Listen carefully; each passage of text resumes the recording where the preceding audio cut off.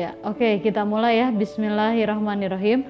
Assalamualaikum warahmatullahi wabarakatuh. Bertemu kembali, alhamdulillah kita sudah masuk ke pertemuan yang ketiga ya di pembelajaran biologi. Masih kita akan membahas mengenai proses pertumbuhan dan perkembangan. Di pertemuan sebelumnya kalian sudah melaksanakan praktikum mengenai proses perkecambahan. Nah sekarang sebelum Ibu akan lebih jauh membahas mengenai materi pembelajaran yang akan Ibu bahas hari ini, mungkin kalian boleh lihat video dulu sebentar ya. Ya, nah terlihat yaitu ini adalah hari kedua, tempat gelap, terang, dan ada yang gerub. Kemudian ini di hari yang ketiga, pertumbuhannya bisa terlihat oleh kalian ya. Nah kemudian di hari yang keempat terlihat jelas. Nah kemudian di hari kelima terlihat tempat gelap itu lebih tinggi dibandingkan yang di tempat terang ya.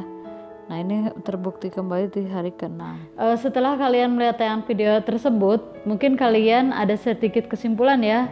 Apa? Yaitu kalian bisa melihat di sana di mana adanya perbedaan pertumbuhan yang terjadi pada yang di tempat terang dan satu lagi yang di tempat redup ya, atau yang di tempat gelap. Terlihat sekali di sana yang di tempat gelap, yaitu di mana pertumbuhannya lebih cepat ya dibandingkan dengan yang di tempat terang.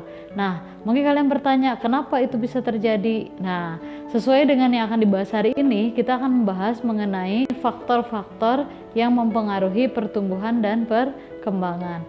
Apa saja faktor pertumbuhan dan perkembangan? Oke, kita bahas ya. Nah, faktor pertumbuhan dan perkembangan itu ada dua macam.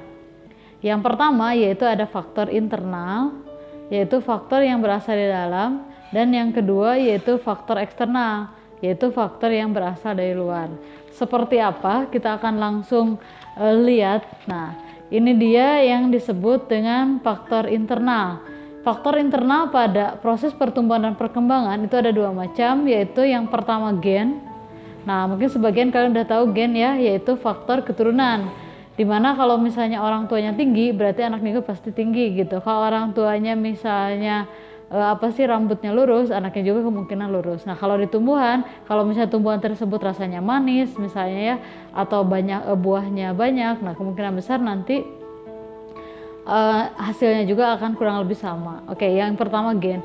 Yang kedua yaitu faktor internal yang kedua adalah hormon. Nah, kalau hormon mungkin sebagian di antara kalian udah belajar ya waktu kelas 11.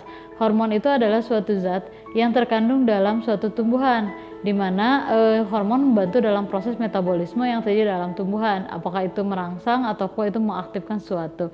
Nah, untuk hormon sendiri pada tumbuhan itu banyak ya, bahkan kurang lebih ada sekitar 7 yang harus kalian ketahui.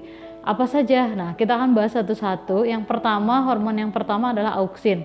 Nah, bisa kalian lihat di gambar, auksin ini merupakan salah satu hormon yang berfungsi untuk pemanjangan sel ya. Dan ada yang unik di auksin, yaitu si auksin ini dia memiliki fungsi adalah untuk membantu dalam proses etiolasi. Nah, apa itu etiolasi? Yaitu suatu proses pertumbuhan yang cepat di tempat yang gelap. Nah, tadi mungkin kalian melihat kenapa ya di tempat gelap kok lebih tinggi, lebih cepat tumbuh gitu dibandingkan dengan yang di tempat terang. Nah, itu semuanya karena akibat hormon auksin tadi. Jadi si auksin ini kalau terkena cahaya dia akan terurai sehingga pertumbuhannya akan terhambat. Berbeda dengan yang di tempat gelap gitu. Oke. Kemudian yang ketiga, si auksin juga berguna yaitu untuk proses dormansi apikal. Apa itu? Yaitu proses peristirahatan bagian ujung ya. Mungkin di sebagian kalian ada yang pernah melihat yang namanya orang yang membudidayakan bonsai. Kenapa mereka suka memotong bagian pucuk? Nah, tujuannya adalah untuk menghentikan pertumbuhan ke atasnya ya, sehingga nanti si bonsai tersebut akan belok ke arah samping kanan ataupun kiri kayak gitu. Itu yang pertama auksin. Kemudian yang kedua ada yang namanya giberelin. Nah, kalau giberelin kemarin ya kita bahas, yaitu di si giberelin ini dia memiliki fungsi adalah untuk proses perkecambahan ya, membantu dalam perkecambahan. Dan dia juga berfungsi untuk pembentukan tumbuhan yang besar atau raksasa kayak gitu. Oke, kita next ya. Selanjutnya kemudian yang ketiga yaitu ada yang disebut dengan etilen. Nah, si etilen ini unik. Kenapa unik? Karena etilen adalah hormon yang mungkin kalian suka melihat kenapa ya banyak orang yang apa sih kalau misalnya buahnya itu mau apa namanya tuh mau matang kok ditutup dengan apa namanya tuh ditutup dengan plastik. Nah, kenapa? Karena di sana ternyata dalam tumbuhan itu ada yang namanya etilen. Etilen ini memiliki fungsi yaitu untuk proses pematangan buah kayak gitu. Nah, jadi kalau misalnya apa sih seorang itu ditutup dengan menggunakan kain plastik, tujuannya adalah supaya si etilennya terkumpul, terakumulasi, sehingga proses pematangan akan lebih cepat. Atau mungkin yang lain ada juga yang kadang-kala disimpan di beras.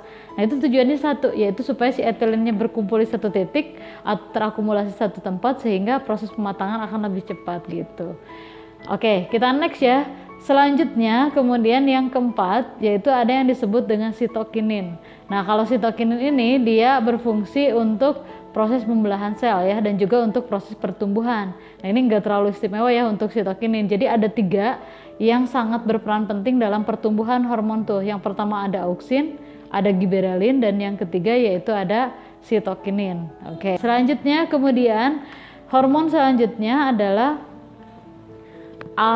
asam absisat. Nah, hormon pertumbuhan di mana dia memiliki fungsi adalah untuk membantu proses pengguguran daun. Nah, jadi kalau misalnya kalian pernah melihat banyak daun-daun berguguran itu efek dari hormon auksin. Mungkin kalian bertanya, untuk apa daun berguguran?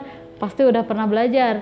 Dulu waktu pas kelas 10, tujuan daun berguguran adalah untuk mengurangi penguapan. Kalau enggak berguguran dia akan mati. Jadi salah satu caranya, dan si asam absisat juga dia berfungsi untuk membantu dalam proses menghambat penuaan pada tumbuhan kayak gitu. Oke, next selanjutnya kemudian hormon selanjutnya adalah kalin ya. Nah, kalau kalin ini ini hormon yang khusus untuk pembentukan organ. Nah, apa aja organ pada tumbuhan? Yang pertama ada organ daun ya. Itu namanya filokalin gitu. Kemudian ada organ akar, namanya adalah rizokalin.